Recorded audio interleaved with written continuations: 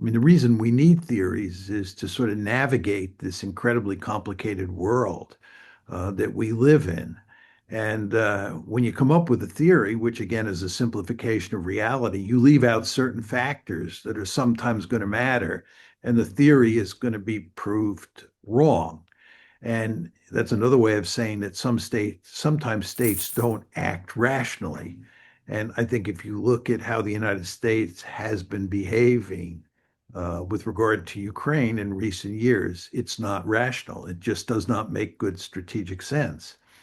But I think what happened here is that the whole Ukraine war is largely a result of the period of liberal hegemony when the United States was not worried about great power politics, where it was the most powerful state on the planet and felt that it was free to do pretty much anything it wanted without worrying much about the balance of power.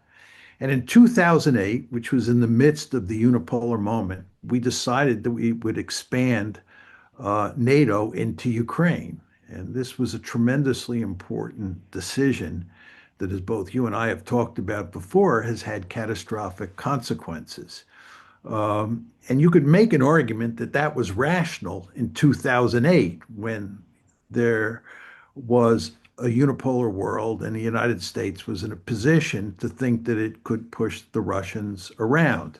Uh, but what happened is that it eventually led to a major crisis in February of 2014, and of course to a war in February of 2022.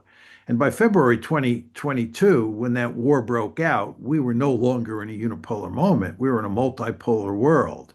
The United States was concerned about containing China in 2022.